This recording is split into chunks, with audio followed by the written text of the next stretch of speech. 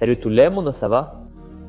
Je suis ici en direct sur Instagram pour vous apporter une parole puissante, une parole qui va édifier votre foi et je vais vous montrer ici 4 étapes pour que vos prières soient exaucées.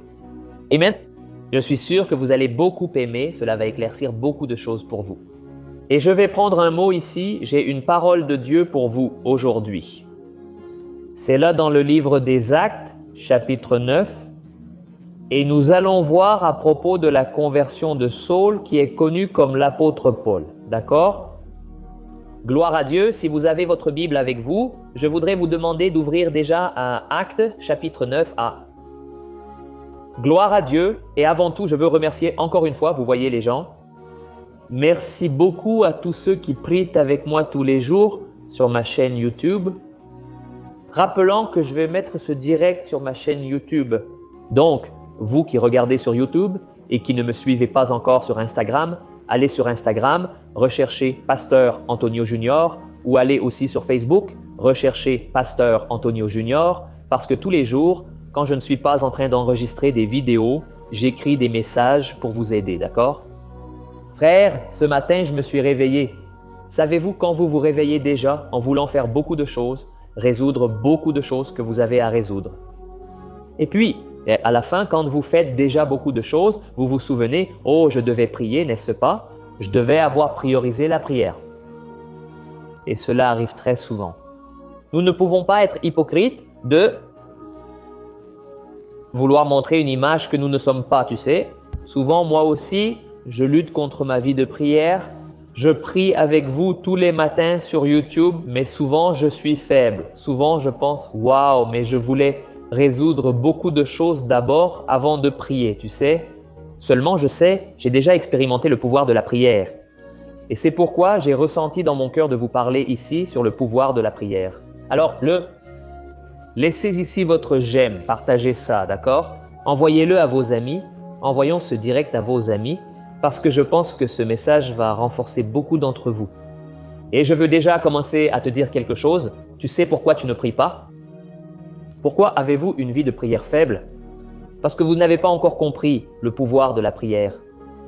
Et je vais citer ici un exemple puissant de ce que Dieu fait quand vous décidez de prier de tout votre cœur.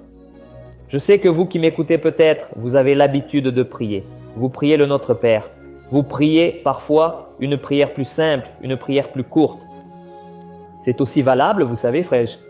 Jésus a laissé la prière du Notre Père comme modèle et il contient des enseignements profonds dans la prière du Notre Père. Mais souvent, nous prions sans nous en rendre compte, sans avoir le cœur totalement tourné, n'est-ce pas?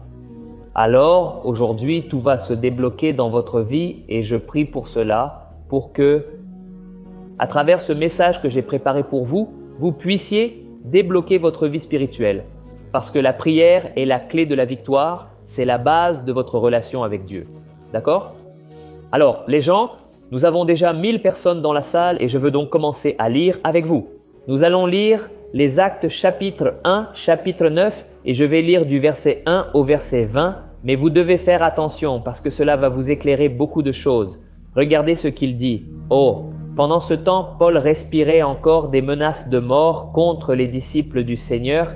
S'adressant au grand prêtre, il lui demanda des lettres pour les synagogues de Damas, de sorte que s'il trouvait là des hommes ou des femmes qui appartenaient à la voie, il pourrait les emmener en prison à Jérusalem. Pendant son voyage, lorsqu'il s'approchait de Damas, une lumière venant du ciel a soudainement brillé autour de lui. Il est tombé par terre et a entendu une voix qui lui disait « Saül, Saül, pourquoi me persécutes-tu » Saül a demandé « Qui es-tu, Seigneur » Il a répondu « Je suis Jésus que tu persécutes. Lève-toi, entre dans la ville, quelqu'un te dira ce que tu dois faire. » Les hommes qui voyageaient avec Saul se sont arrêtés, muets, ils entendaient la voix, mais ne voyaient personne. Saul s'est levé du sol et, ouvrant les yeux, il ne pouvait rien voir. Regardez ça, frère, avec cette vision qu'il a eue de Jésus, il est devenu aveugle. Continuons. Et les hommes l'ont conduit par la main jusqu'à Damas. Pendant 3 jours, il a été aveugle, il n'a ni mangé ni bu. À Damas, il y avait un disciple nommé Ananias. Le Seigneur l'a appelé dans une vision. Ananias, me voici, Seigneur, a-t-il répondu. Le Seigneur lui a dit, allez à la maison de Judas, dans la rue appelée droite, et demandez un homme de Tarse nommé Saul, il est en train de prier. Faites attention, frères, nous parlons ici de prière, et vous qui avez une vie de prière faible, vous qui ne pouvez pas prier correctement, vous ne pouvez pas vous concentrer sur la prière, il y a beaucoup de raisons à cela, et c'est pourquoi nous parlons ici de prière. Oh, Dieu a alors parlé à Ananias, « Oh, tu vas arriver dans une maison là-bas, il y aura un homme en train de prier, et nous allons continuer, verset 12. Dans une vision, un homme nommé Ananias arrive et lui impose les mains pour qu'il retrouve la vue. Ananias a répondu, « Seigneur, j'ai entendu beaucoup de choses sur cet homme et tout le mal qu'il a fait à tes saints à Jérusalem. Il est arrivé ici avec l'autorisation des chefs des prêtres pour arrêter tous ceux qui invoquent ton nom. Mais le Seigneur a dit à Ananias, « Va, cet homme est mon instrument choisi pour porter mon nom devant les gentils et leurs rois et devant le peuple d'Israël. Je lui montrerai combien il doit souffrir pour mon nom. » Alors Ananias est allé, est entré dans la maison, a posé les mains sur Saul et a dit, « Frère Saul, le Seigneur Jésus qui est apparu sur le chemin par lequel tu venais, m'a envoyé pour que tu retrouves la vue et sois rempli du Saint-Esprit. » Alléluia. Regardez ce que dit le verset 18. Immédiatement, quelque chose comme des écailles est tombé des yeux de Saul et il a commencé à voir de nouveau. Se levant, il a été baptisé et après avoir mangé, il a retrouvé ses forces. Saul a passé plusieurs jours avec les disciples à Damas. Il a rapidement commencé à prêcher dans les synagogues que Jésus est le Fils de Dieu. Amen. Alléluia, gloire à Dieu. Frères, vous qui suivez ici, je viens vous demander de partager, d'envoyer à vos amis, parce que maintenant, je vais commencer la parole d'aujourd'hui. D'accord? Voici, ici nous voyons que Paul, qui était aussi appelé Saul, était en train de persécuter les chrétiens. Il demandait des lettres, n'est-ce pas? Le gouverneur pour qu'il puisse arrêter et tuer des chrétiens. Ceux qui marchaient sur le chemin, c'est ainsi qu'il nommait cette nouvelle secte. À leurs yeux, c'était une secte. Paul pensait qu'il était sur le bon chemin. Il était si religieux qu'il pensait connaître Dieu, tu sais, et même en poursuivant, en tuant des gens, peut-être parce qu'il n'avait lu que l'Ancien Testament, et dans l'Ancien Testament, c'était ainsi. C'était œil pour œil, dent pour dent, c'était la loi de l'Ancien Testament. Pourquoi? La façon dont les gens vivaient ensemble était totalement différente. Les gens de l'époque étaient très cruels, donc nous ne pouvons pas non plus avoir une vision limitée et penser ainsi « Ah, mais pourquoi Dieu a-t-il changé? Le Dieu de l'Ancien Testament est-il différent du Nouveau ?» Ce n'est pas comme ça, mais c'est parce que les gens étaient différents, d'accord? Dans les civilisations anciennes, c'était simple. Tuer ou être tué, vous voyez? Alors, c'était différent, mais quand Jésus est venu, il a dit « Regardez, vous avez entendu parler, n'est-ce pas? Œil pour œil, dent pour dent, maintenant je vous dis ceci, priez pour ceux qui vous persécutent et ne rendez pas le mal pour le mal. Pardonnez à tous ceux qui ont fait quelque chose contre vous. » Alors Paul, il ne connaissait que ce côté, n'est-ce pas? De persécuter ceux qui n'avaient pas la même vision que lui, jusqu'à ce qu'un jour une lumière apparaisse au milieu du chemin pendant qu'il y allait et il est tombé par terre. Rappelons-nous, il n'est pas tombé du cheval, frère. On a l'habitude de penser que Paul est tombé de cheval. Non, la Bible dit qu'il est tombé par terre. Nous ignorons ce qui est arrivé, s'il était à cheval ou non. En résumé, là, Jésus lui a parlé. « Paul, pourquoi me persécutes-tu » Et il a dit « Quoi ça ?»« Comment ça? Qui êtes-vous » Il a dit « Oh, je suis Jésus que tu persécutes. » En fait, Jésus défendait son peuple et alors, c'est à ce moment qu'il est devenu aveugle. Et ici, dans le verset 11, et nous allons voir le suivant. Alors Dieu a parlé à un homme appelé Ananias.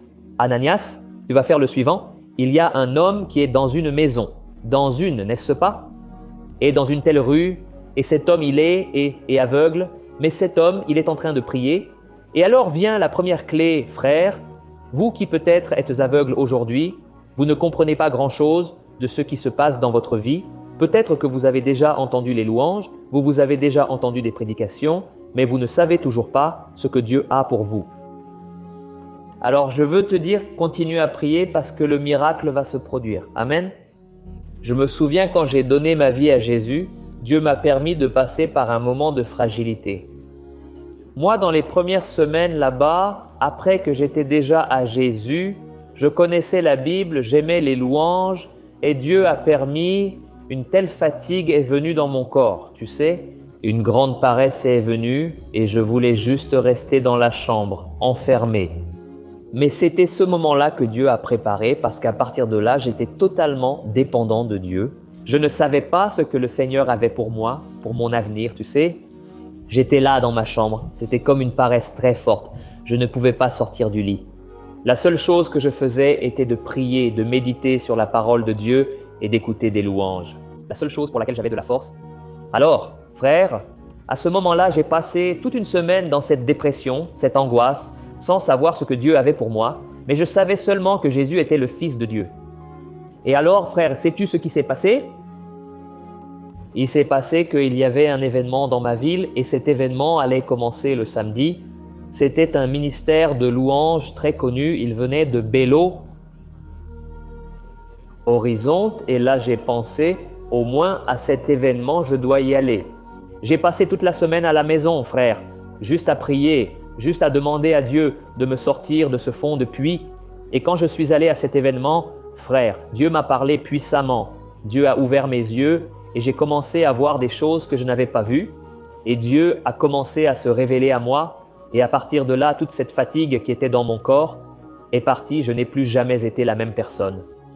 Alors, je veux que tu restes avec moi parce qu'après, je vais faire une prière pour toi. Nous allons unir notre foi et Dieu va apporter le miracle que tu as demandé. Amen. Alors, ce que je trouve intéressant, c'est qu'ici au verset 11, Dieu a dit à Ananias, « Ananias, tu vas trouver un homme là-bas, il est aveugle, mais il est en train de prier. » Alors, frère, quand vous priez, vous ne pouvez pas imaginer ce que Dieu fait. Dieu déplace toutes les pièces. Amen. Et qu'est-ce que Paul priait à votre avis? Je suppose que Paul était en train de prier, demandant à Dieu de pardonner ses péchés, parce qu'une chose est d'être un assassin, ce qui était déjà terrible, à vous tuer un semblable qui est à l'image et à la ressemblance de Dieu. L'autre chose, c'est que vous ordonnez non seulement de tuer une personne, mais de poursuivre toutes les personnes que vous pensez être dans l'erreur, vous savez, qui étaient contre vous. Alors, j'imagine que cela pesait très lourd sur la conscience de Paul.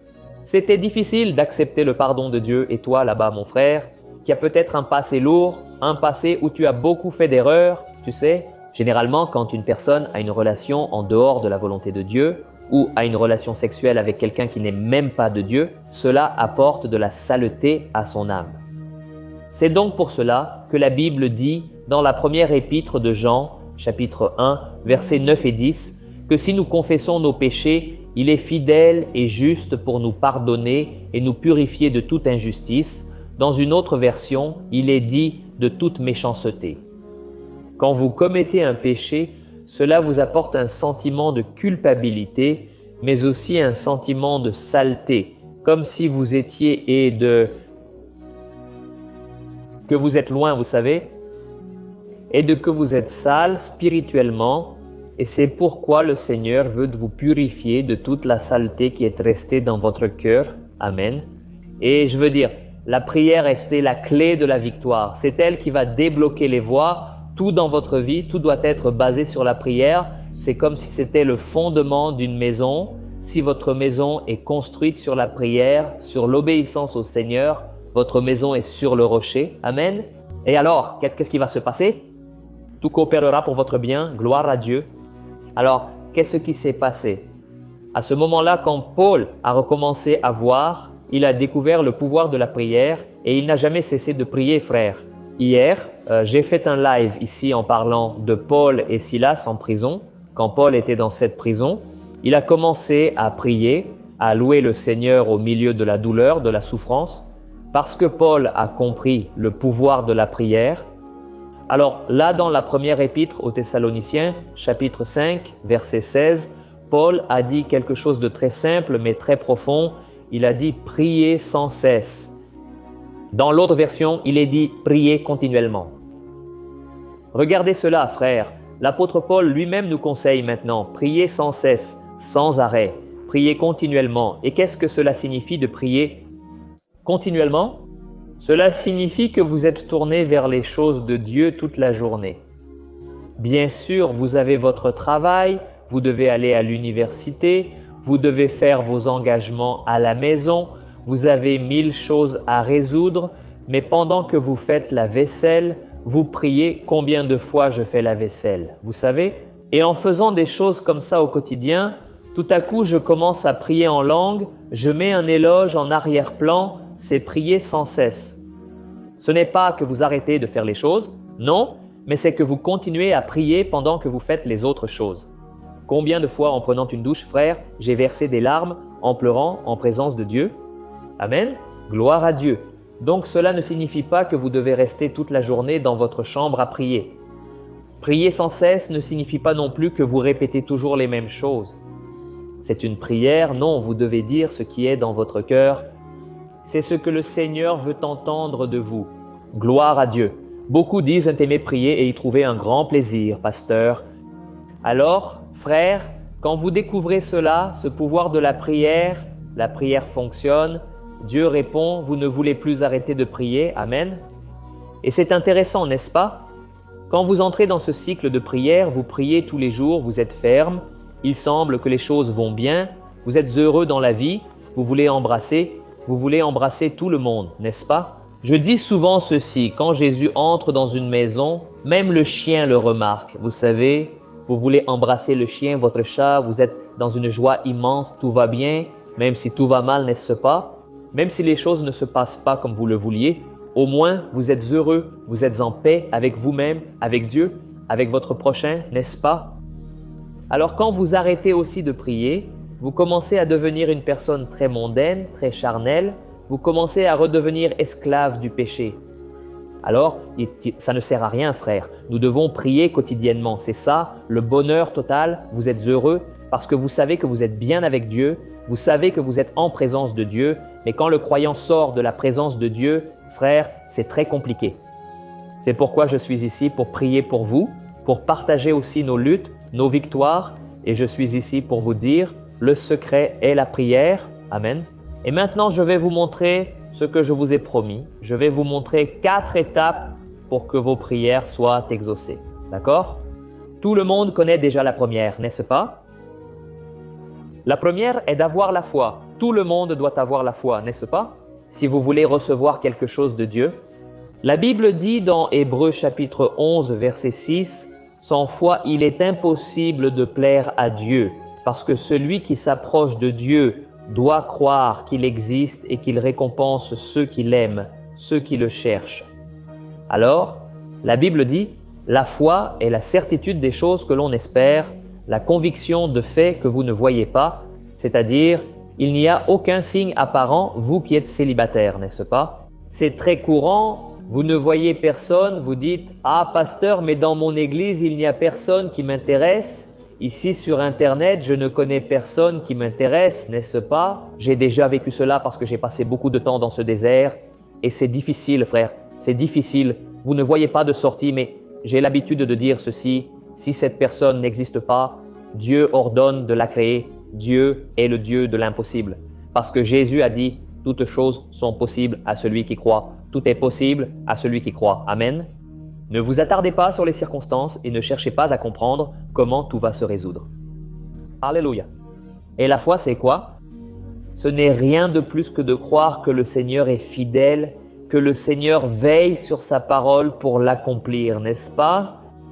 Passons maintenant à la deuxième chose, mes frères, d'accord? C'est très important et on peut dire que la plupart des gens ne pratiquant pas cela, malheureusement, parce que beaucoup de gens disent qu'ils sont chrétiens, qu'ils connaissent Dieu, mais ils ne le connaissent pas vraiment, n'est-ce pas? L'apôtre Paul était comme ça, il pensait qu'il faisait la volonté de Dieu, mais il ne l'était pas parce qu'il n'avait pas encore décidé, il était encore hors du chemin. Alors, la deuxième chose est la suivante, soyez obéissants, c'est très important. Soyez fidèles au Seigneur. Il est très difficile de renoncer à la chair, de renoncer au péché. Mais quand vous y arrivez, quand vous devenez fidèle, bien sûr, vous allez tomber, vous allez trébucher, vous allez échouer. J'ai déjà fait beaucoup d'erreurs, mais la grâce de Dieu est sur nous, frères. Alors, lorsque vous êtes fidèle, vous commencez à expérimenter une relation intime avec le Seigneur. Parce que la Bible dit que sans sainteté, personne ne verra Dieu, cela ne sert à rien.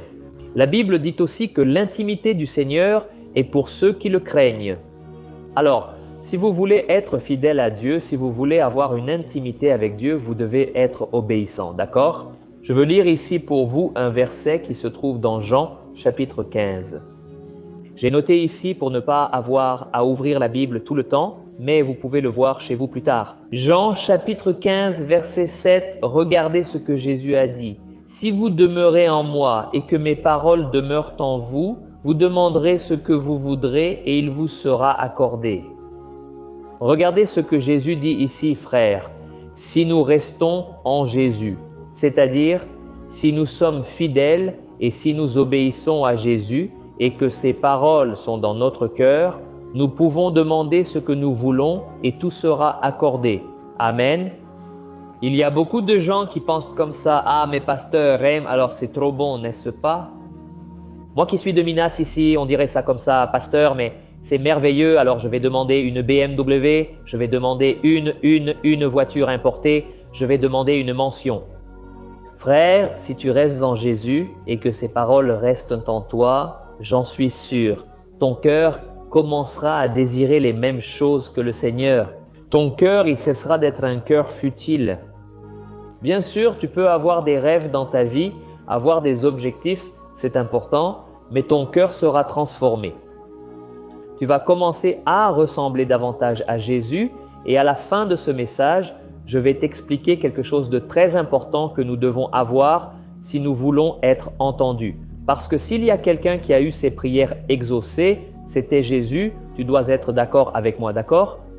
Alors, nous devons ressembler à Jésus parce que Jésus avait une obéissance totale à son Père et c'est pourquoi le Père prenait plaisir à répondre à son Fils Jésus. Amen. Et pour toi qui es peut-être loin des voies du Seigneur, sais-tu ce que le Seigneur va te répondre? Si tu es en train de prier, il va répondre, « Mon fils, reviens à ma présence, parce que si je te bénis en dehors de mes voies, alors je serai comme si j'étais d'accord. Pourquoi? Tu ne voudras pas sortir de ce chemin. Pourquoi? Les choses vont commencer à bien se passer et tu es sur le mauvais chemin. Alors, Dieu préfère que tu reviennes sur son chemin. Il ne va pas arrêter de te bénir, Dieu le fera. Dieu bénit les justes et les injustes, c'est ce que Jésus a dit, mais il a besoin que tu reviennes à sa présence. Amen. Parce que de cette façon, les choses avanceront selon sa volonté et non la tienne. Gloire à Dieu. Alors, la Bible dit frère là-bas à Jacques, et Jacques 5,16, elle dit ceci, « Oh, la prière d'un juste peut beaucoup dans ses effets. » Amen. Je sais que vous connaissez déjà ce passage, mais la prière d'un juste, d'une personne obéissante, d'une personne qui marche avec le Seigneur, elle peut beaucoup dans ses effets. La prière sert à tous, mais la prière d'un juste, elle est puissante. Elle est une prière efficace, non pas parce que la personne a du pouvoir, mais parce que Dieu, il a plaisir à répondre à cette personne. Amen. Si vous lisez Jacques 5 dans ce contexte, vous verrez qu'il cite l'auteur Jacques, il cite le prophète Élie. Il a dit parce que Élie était un homme exactement comme nous, sujet aux mêmes passions, péchés, mais Élie a prié avec ferveur, avec persévérance, et Dieu a fait cesser de pleuvoir pendant 3 ans et demi. Alors, regardez ce que la prière peut faire. Elle peut arrêter, faire cesser la pluie, frère. Il n'y a rien d'impossible pour Dieu, il suffit que nous ayons la foi et que nous soyons obéissants au Seigneur, d'accord? La troisième étape est de recevoir la réponse aux prières et le suivant, vous devez avoir confiance que Dieu sait ce qui est le mieux pour vous, d'accord?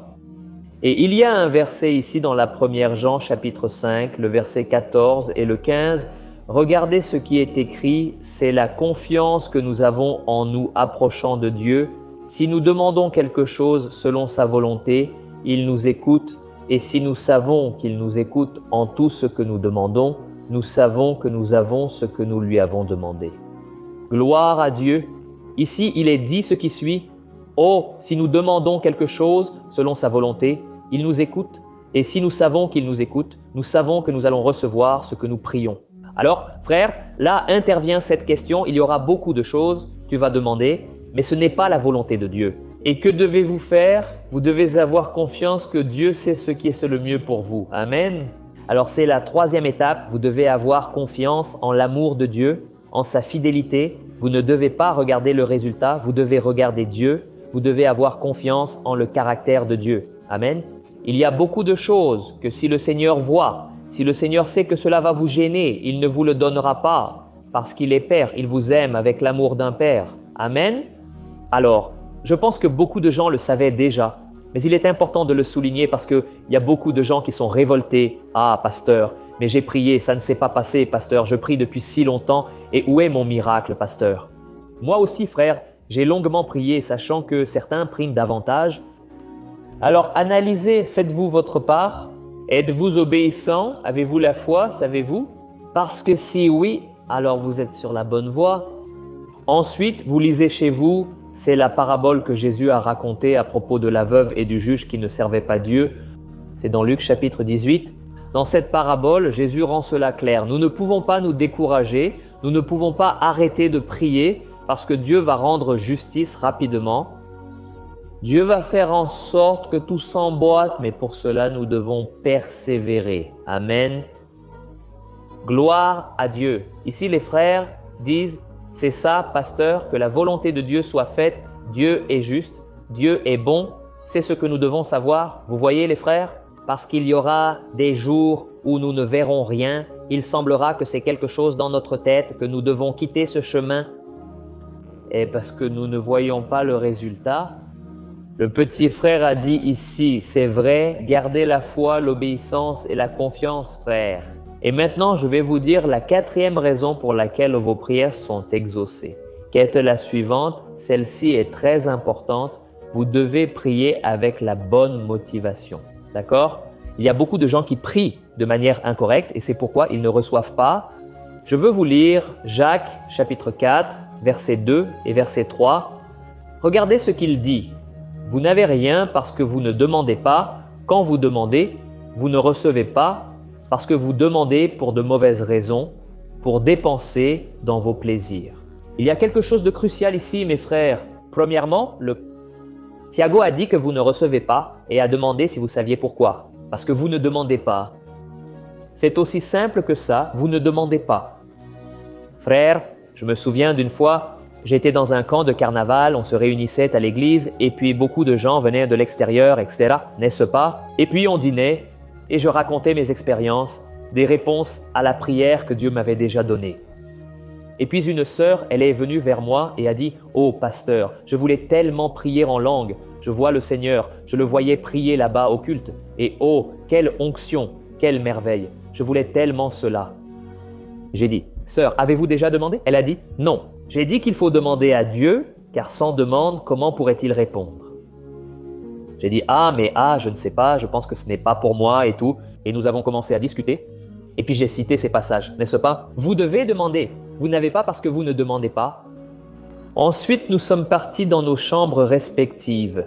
Une veillée autour du feu était prévue plus tard. Et nous nous sommes rassemblés autour de ce feu. Autour de ce feu, lors de la veillée, j'étais là en train de prier, c'était le moment de la louange.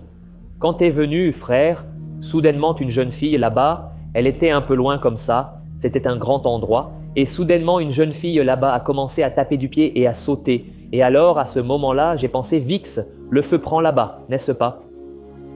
Frère, c'était cette jeune fille qui m'a parlé, qui avait un rêve de prier en langue, mais qui n'avait jamais demandé de cœur à Dieu, vous savez. Frère, elle a commencé à taper du pied et à prier, les gens tentaient de la retenir, car le feu est descendu, le Saint-Esprit a commencé à agir dans sa vie. Ils ont dû la sortir de là, je suis allé prier avec elle. Elle pleurait de joie, frère. Et je me souviens que je la regardais comme ça et je priais aussi en langue, et il y a eu un mouvement du Saint-Esprit là, et j'ai réalisé qu'elle voulait parler, regarde ce qui se passe, tu sais. Mais le Saint-Esprit a eu beaucoup touché sa vie là-bas. Et ensuite, elle m'a dit, regarde, au moment où tu m'as dit que je devais demander, je suis allé dans la chambre et j'ai plié mon genou. Et j'ai dit, Dieu, si tu as baptisé Juninho là-bas, baptise-moi aussi. Je veux recevoir. Cette onction est nécessaire pour prier en langue, n'est-ce pas? Frère, c'était plus rapide que prévu, vous savez. Il y a des gens qui raisonnent comme ça. Ah, mais si je prie, ça va prendre beaucoup de temps. Frère, arrête d'écouter les gens pessimistes. Je comprends cette envie car je l'ai aussi ressenti auparavant, tu vois.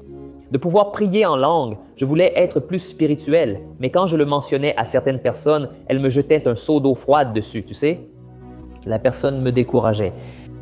Alors, marche avec des personnes de foi, il est très important de te nourrir de la foi, et une fois, Jésus est allé guérir. La fille de Jaïro et Jésus est arrivée à un enterrement, tu sais. Il y avait cette atmosphère de pleurs, de désespoir, et Jésus a alors appelé Pierre, Jacques et Jean et les parents de cette fille, et il l'a appelé dans le coin, Elle a appelé les parents dans sa chambre et n'a laissé personne entrer. Sais-tu pourquoi? Parce que sinon, ces personnes, elles allaient enlever la foi des disciples, elles allaient enlever la foi des parents de cette fille. Parce que ces personnes ont dit, à quoi ça sert de déranger le maître? Ta fille est déjà morte, tu comprends? Mais la Bible dit que Jésus, sans prêter attention à ses paroles, a appelé le père et la mère, a appelé les disciples, et quand ils sont entrés dans cette chambre, Jésus a parlé. Ce qui signifie, lève-toi, et cette fille s'est levée immédiatement et elle a été ressuscitée. Alors, frères, éloignez-vous des personnes pessimistes, des personnes qui n'ont pas de foi, d'accord? Des personnes qui vont vous rabaisser. Revenons ici, frères, au 4e point pour que vous receviez. Premièrement, la foi. Deuxièmement, l'obéissance. Troisième, confiance. Et le 4e, mauvaise motivation. En fait, la bonne motivation, c'est ce que vous devez avoir. Et ici, l'écrivain Thiago, il a dit « Oh, quand vous demandez, vous ne recevez pas, parce que vous demandez pour les mauvaises raisons, pour dépenser dans vos plaisirs. » Alors, frères, allons-y, qu'est-ce que demander pour les mauvaises raisons? Souvent, c'est demander seulement les choses de cette terre, c'est demander des choses éphémères. Vous remarquerez que lorsque vous marchez avec Dieu, Dieu vous bénit tellement qu'il commence à vous donner des choses que vous n'aviez même pas demandées. Des choses pour lesquelles vous n'avez même pas prié, parce que Dieu est Père, Dieu vous aime, n'est-ce pas? La Bible dit dans le psaume 37, « Oui, délecte-toi dans le Seigneur et il accordera les désirs de ton cœur. » Dieu connaît déjà tes besoins, mon frère. Dieu sait déjà tout de ta vie, même ta vie sentimentale, même si tu penses le contraire. Parce que ma vie financière va bien, ma vie professionnelle est superbe, mais c'est ma vie sentimentale, Dieu. Mon frère, tout ce qui affecte ta vie est important pour Dieu. Si quelque chose perturbe ta paix, si quelque chose est ton rêve, cela a à voir avec ton rêve, cela a à voir avec Dieu, parce que Dieu, il t'aime. Amen. Et il y a une chanson de Chris Duran où il dit comme ça, « Tes rêves sont les miens, c'est comment? Mes problèmes sont les tiens, c'est plus ou moins comme ça, frère. Ce ne sont pas seulement tes rêves, non, tes problèmes aussi. Ce qui te prive de ta paix jour après jour, tout Dieu veut te bénir. » Jésus a dit, « Je suis venu pour que vous ayez une vie en abondance. » Amen.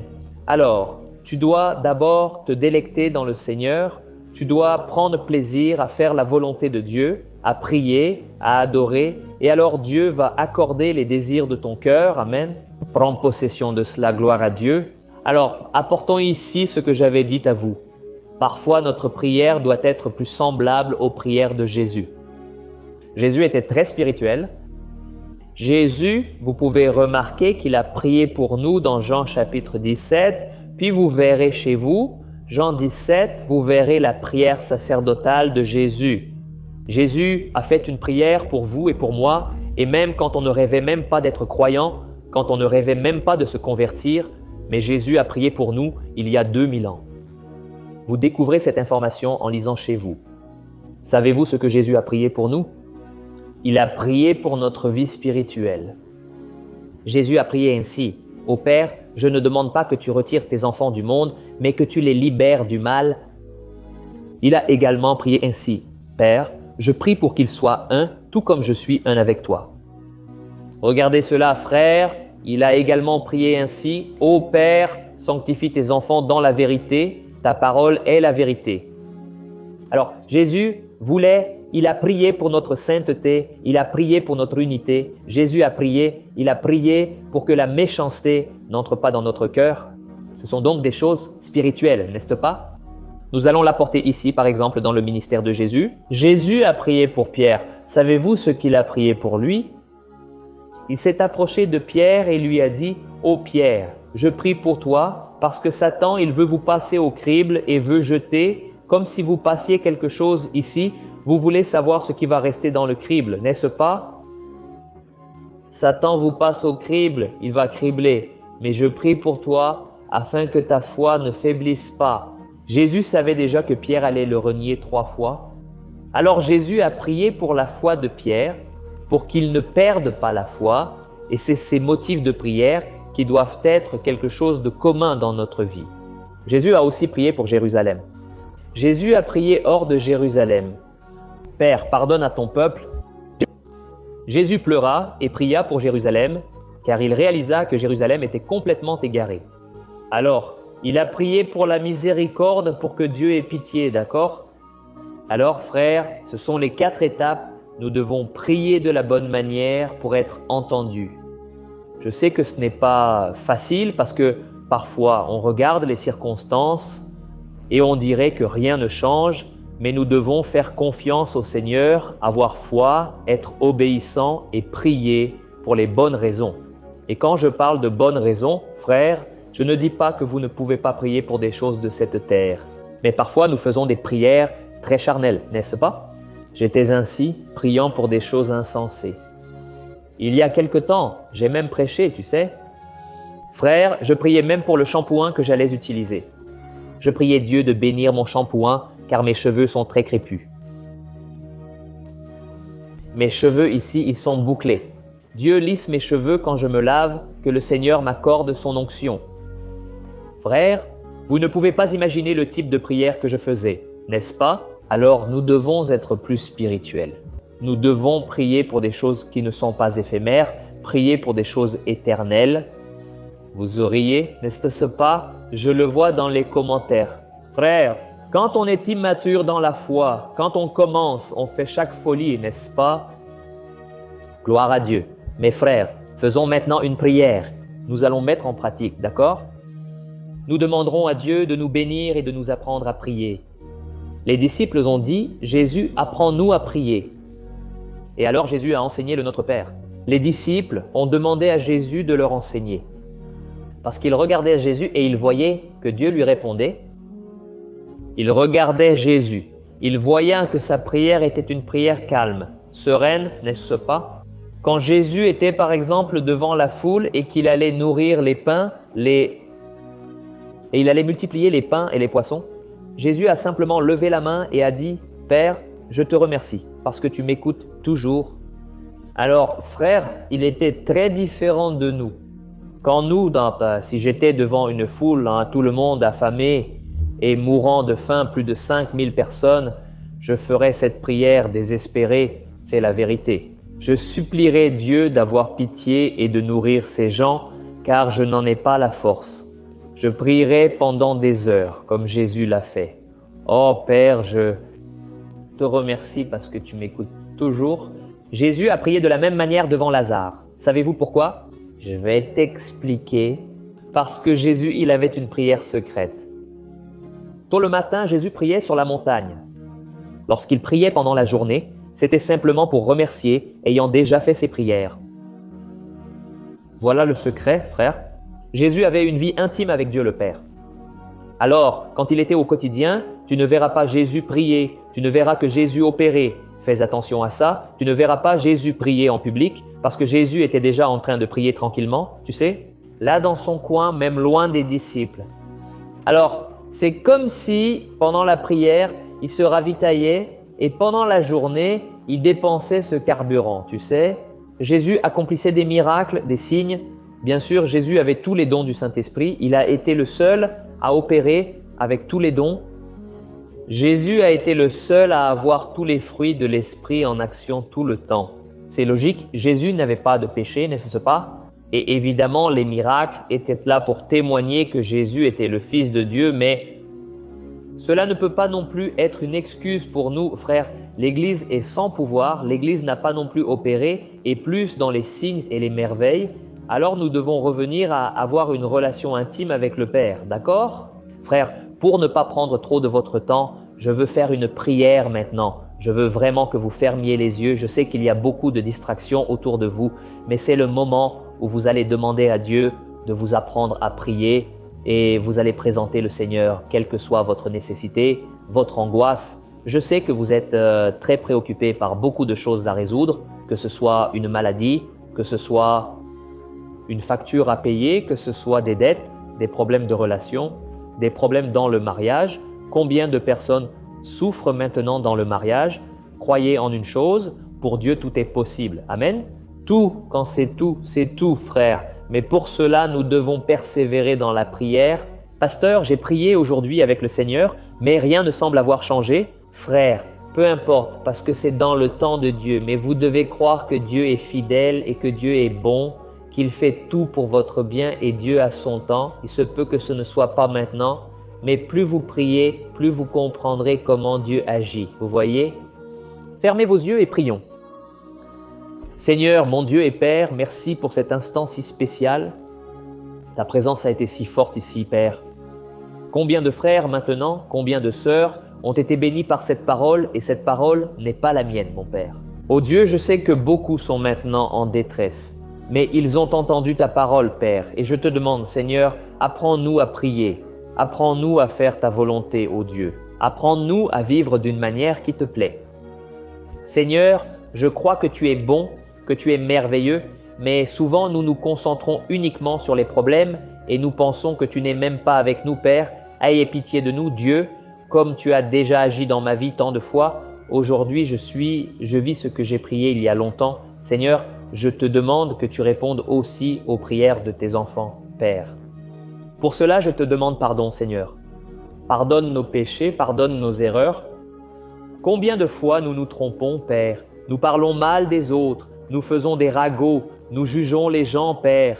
Il y a tant de péchés, Père, mais nous te demandons pardon maintenant, Seigneur.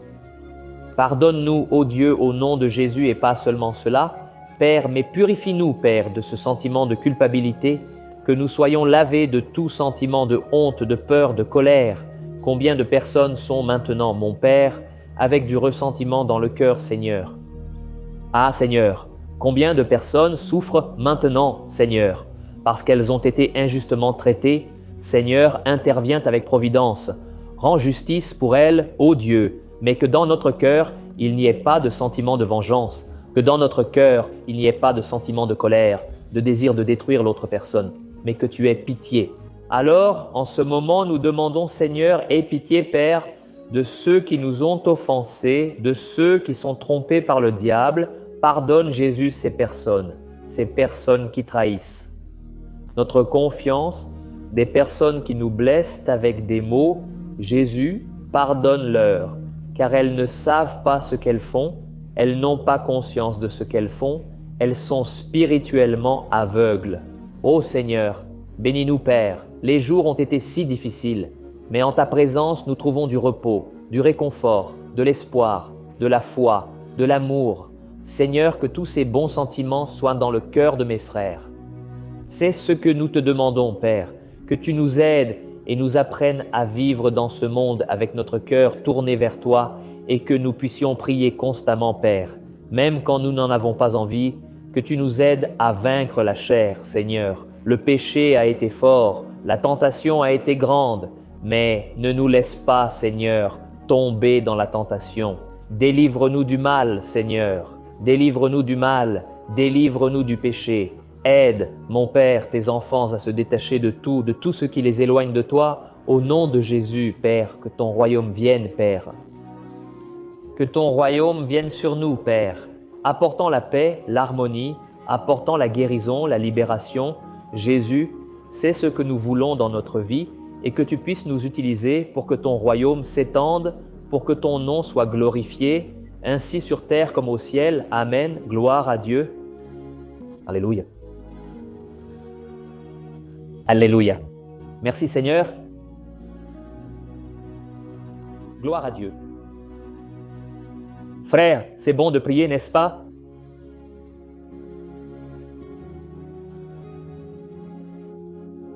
Gloire à Dieu. Frère, vous ne réalisez pas la merveille d'être en présence divine. C'est là que nous apaisons notre cœur. C'est là où nous lançons nos angoisses sur le Seigneur. Souci, et je veux remercier tous ceux d'entre vous ici qui ont prié avec moi parce que j'ai aussi besoin de prière.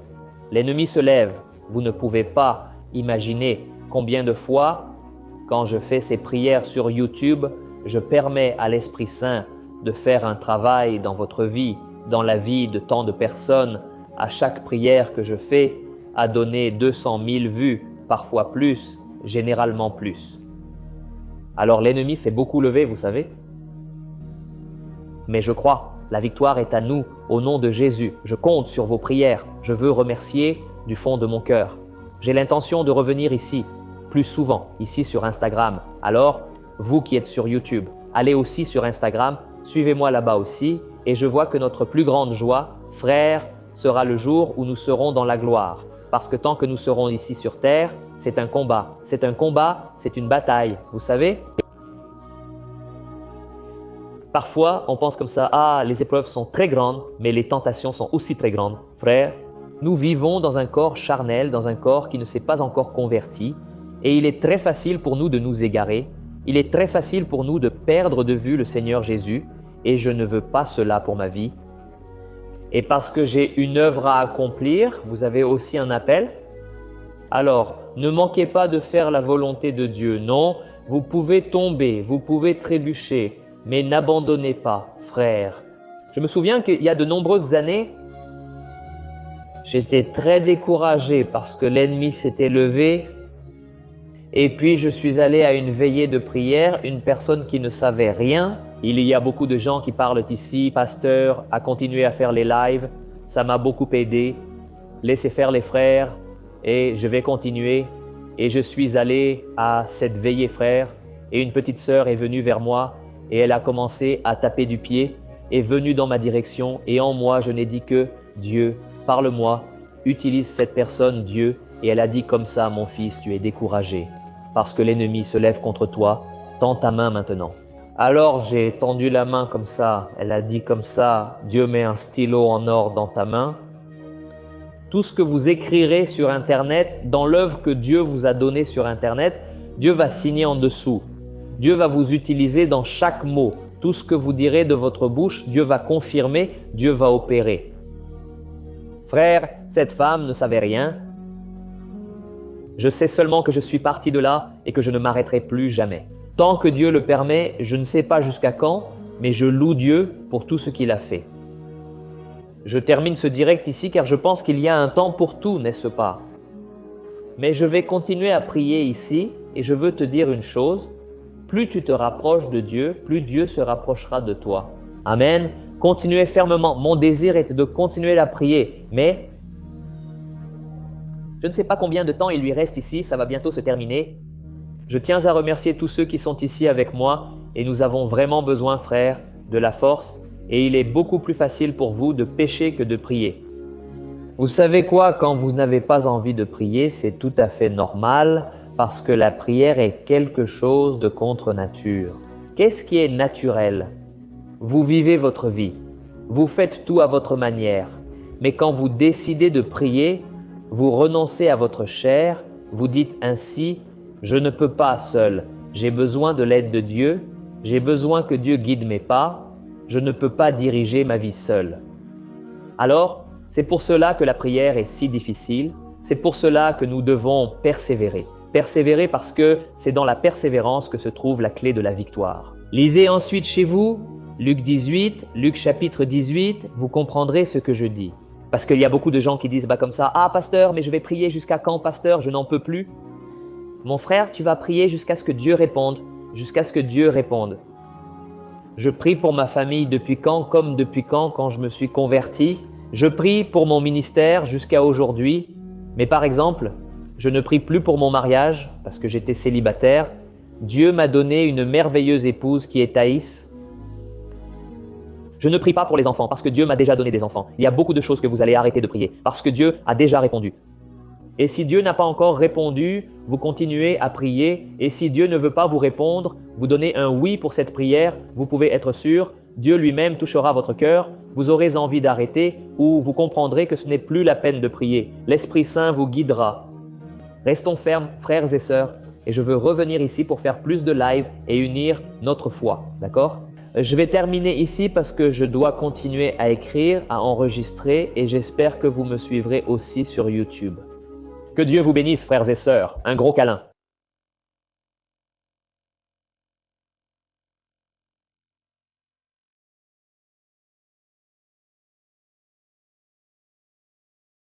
Sous-titre Adriana Zanotto.